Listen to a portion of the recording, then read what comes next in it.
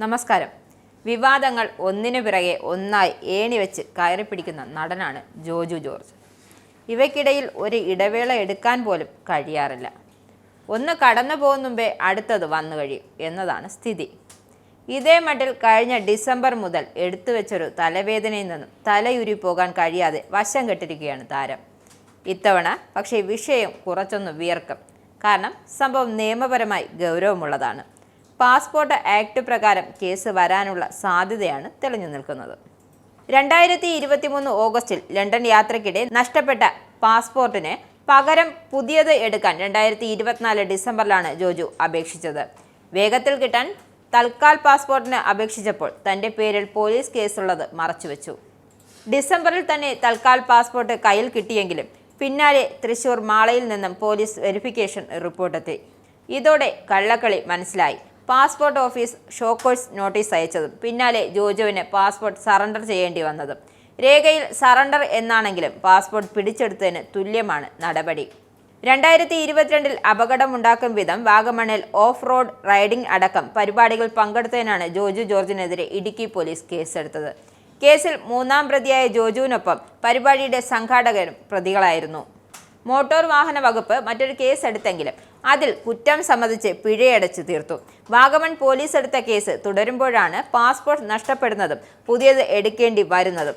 അതുകൊണ്ട് തന്നെ തൽക്കാൽ പാസ്പോർട്ടിനുള്ള അപേക്ഷയിൽ ഇതിന്റെ വിവരം മറച്ചുവെച്ചത് ബോധപൂർവം തന്നെ എന്നത് ഉറപ്പ്. ഇതിനെല്ലാം ശേഷം വാഗമൺ പോലീസിന്റെ പരിധിയിൽപ്പെട്ട പീരമേട് കോടതിയിൽ നിന്നും പാസ്പോർട്ട് അനുവദിക്കാൻ തടസ്സമില്ലെന്ന് NOC വാങ്ങിയെങ്കിലും ആദ്യ അപേക്ഷയിൽ കേസിന്റെ വിവരം മറച്ചുവെച്ചു എന്നത് കുറ്റകരമായി തന്നെ നിലനിൽക്കുന്നു. അതുകൊണ്ട് തന്നെ ആ പാസ്പോർട്ട് തിരികെ നൽകാൻ പാസ്പോർട്ട് ഓഫീസ് തയ്യാറായില്ല. രാജ്യസുരക്ഷയുടെ താക്കോൽ എന്ന് വിശേഷിപ്പിക്കാവുന്ന പാസ്പോർട്ടുമായി ബന്ധപ്പെട്ട ഇത്തരം കുറ്റകൃത്യം ഗൗരവമായാണ് പരിഗണിക്കപ്പെടുന്നത്. വിവരം മറച്ചുവെച്ച് പാസ്പോർട്ട് എടുക്കുന്നത് വ്യാജ പാസ്പോർട്ട് എടുക്കുന്നതിന് തുല്യമാണെന്നും 2 വർഷം വരെ തടവ് കിട്ടാവുന്ന കുറ്റമാണ്. ഹൈക്കോടതിയെ സമീപിച്ച് പഴയ പാസ്പോർട്ട് തിരികെ കിട്ടാൻ ജോജു ശ്രമിച്ചെങ്കിലും കുറ്റകൃത്യം കണ്ടെത്തിയതോടെ സറണ്ടർ ചെയ്ത പാസ്പോർട്ടിന്റെ കാര്യത്തിൽ കോടതി ഇടപെട്ടില്ല. പകരം പുതിയ പാസ്പോർട്ട് എടുക്കാൻ ഉത്തരവ് നൽകി.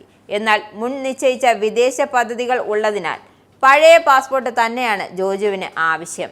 അതിന് അനുകൂല നടപടി ഉണ്ടായിട്ടില്ല. കാര്യങ്ങൾ ഇങ്ങനെയെല്ലാം വഷളായ ശേഷം ഏറ്റവും ഒടുവിൽ പോലീസ് കേസും അവസാനിപ്പിച്ച് പഴയ പാസ്പോർട്ട് തിരികെ കിട്ടാൻ വീണ്ടും ജോജു ശ്രമം നടത്തുകയാണ്. ഇതിനായി വാഗമൺ ക്രൈം 324/2022 നമ്പറായി രജിസ്റ്റർ ചെയ്തിട്ടുള്ള കേസിലും കുറ്റം സംബന്ധിച്ച് പിഴയൊടുക്കിയെങ്കിലും ഉദ്ദേശിച്ച ഫലം ഉണ്ടായിട്ടില്ല. നിങ്ങൾക്കും ആനന്ദ മീഡിയയുടെ പ്രേക്ഷകരിൽ ഒരാളാകണ്ടേ? യൂറോപ്പിലും US-ലും ആഫ്രിക്കയിലും അടക്കം പ്രവാസികൾ ഉള്ളയിടങ്ങളിലൊക്കെ ജനപ്രിയ ചാനലുമായി ആനന്ദ് മീഡിയ ഒപ്പമുണ്ട്. ഏഷ്യാനെറ്റ് ഫ്ലവേഴ്സ് അടക്കം നിങ്ങളുടെ വിരൽത്തുമ്പിലെത്തും. ആദ്യം റോക്കു ബോക്സ് സ്വന്തമാക്കുക. അതിൽ നിന്നും ആനന്ദ് മീഡിയ ആപ്ലിക്കേഷൻ ഡൗൺലോഡ് ചെയ്യുക, ഇൻസ്റ്റാൾ ചെയ്യുക. എന്നിട്ട് 0208586651 എന്ന നമ്പറിൽ ഞങ്ങളുടെ കസ്റ്റമർ കെയറിൽ ബന്ധപ്പെടുക. അല്ലെങ്കിൽ +91 735 660 3747 എന്ന നമ്പറിൽ വാട്സപ്പ് ചെയ്യുക. ആനന്ദ് മീഡിയയുടെ സേവനങ്ങൾ സ്വന്തമാക്കുക. മറ്റു ചാനലുകൾക്കൊപ്പം ആനന്ദ് TVയും എൻജോയ് ചെയ്യുക.